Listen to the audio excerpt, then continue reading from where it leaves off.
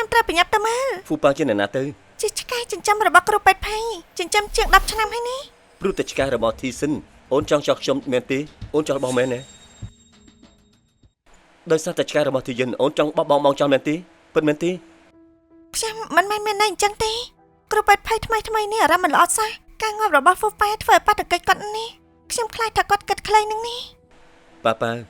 គេមិននៅនោះចិត្តមិនស្មោះត្រង់ទេមិនអញ្ចឹងទេអូនដូរពេទ្យទេ លោកពូ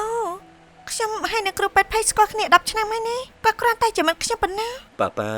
អូនត្រូវតែជឿលើមានបងណាមានតែប្រុសដូចគ្នាទេទើបយល់ពីអារម្មណ៍ លោកពូមិនជឿពីពួកយើងដែលជាអ្នកជំងឺផ្លូវចិត្តនោះទេបើខ្ញុំមិនទៅទេនោះខ្ញុំខ្លាចថាគាត់ធ្វើរឿងដែលល្ងងខ្លី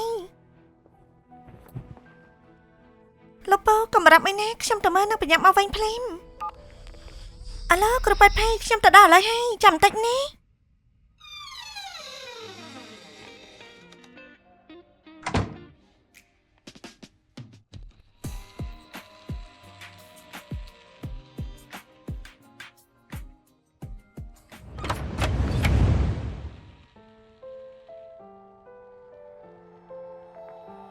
ប៉ា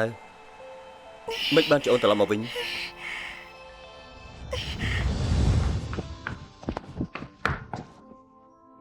លោកពូខ្ញុំគិតមកតែមិននេះជាកំហុសរបស់ខ្ញុំអង្គុយទៅពូចាស់នៅទីនេះម្នាក់អញទេពួកយើងទៅជាមួយគ្នាទេ ល្អ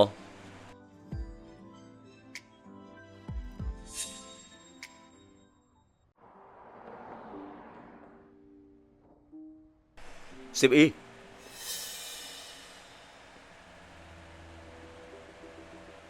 មិនក៏លុបមកដែរសិបអ៊ីជាសង្សាររបស់ខ្ញុំមិនឲ្យខ្ញុំមកខ្ញុំបារម្ភពីនាងណាលោកមានន័យថាម៉េចហ្នឹងគាត់ថាខ្ញុំនឹងធ្វើមិនល្អលើសិបអ៊ីមែនទេ អត់ទេលោកពូខ្ញុំមិនមែនមានន័យអញ្ចឹងនោះទេ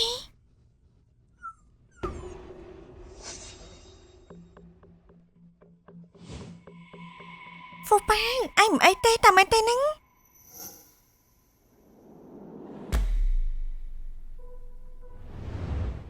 យិនសិនលោកមិនមែននិយាយថាហ្វូប៉ាបាន ដើម្បីបោកសិបអ៊ីមកទីនេះ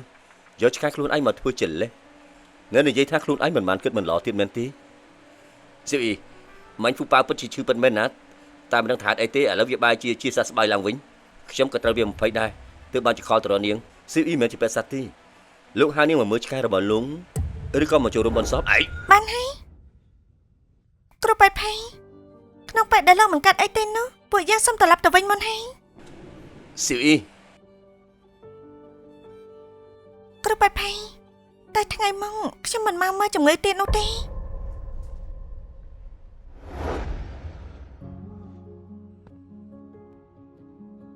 ព្រោះតែមានគាត់នៅក្បែរខ្ញុំហាក់ដូចជាលែងខ្លាចឯកានៅម្នាក់ឯងទៀតហើយ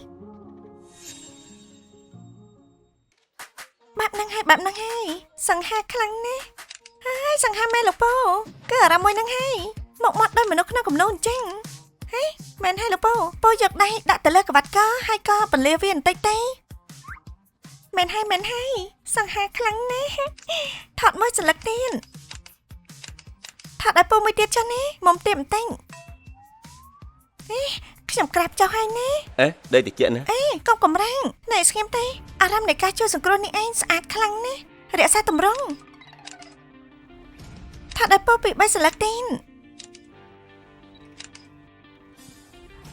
វ៉ាលោកពូពិតជាដូចជាមនុស្សនៅក្នុងប្រឡំលោកអញ្ចឹងនេះបង្វិលដៃជាពពកផ្កាប់ដៃជាភ្លៀងដៃចាន់ដៃក្រុងអេក៏អាចរំជួល3ដងដែរ ខ្ញុំមិនជំនួសចឹងទេមែនទេ គឺពិតមែននេះបញ្ញាមើលរូបនេះទេ ខ្ញុំដើរឃើញលោកប្រធានញញឹមសប្បាយដល់ថ្នាក់នេះទេកញ្ញាស៊ូពិតជាផ្ដល់តម្លៃផ្នែកអារម្មណ៍ខ្លាំងណាស់ដែលប្រុសសិនហេតុអីបានជាលោកនៅទីនេះនៅប្រុសសិនហេតុអីក៏លោកនៅទីនេះអ្នកប្រុសសិនមិនបានជាលោកនៅទីនេះខ្ញុំរលពូ អាមួយនេះក៏មិនដែរនេះ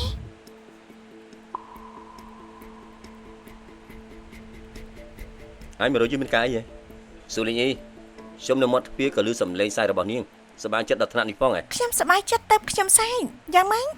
ពីមុនពេលនៅជាមួយខ្ញុំអាបិចក៏នេះមិនសប្បាយចិត្តដល់ថ្នាក់ហ្នឹង បាននៅជាមួយលោកសប្បាយចិត្តដល់ថ្នាក់ហ្នឹងពួកយើងអាចបាយគ្នាទេប្រាស់ខួរក្បាលជ្រូករបស់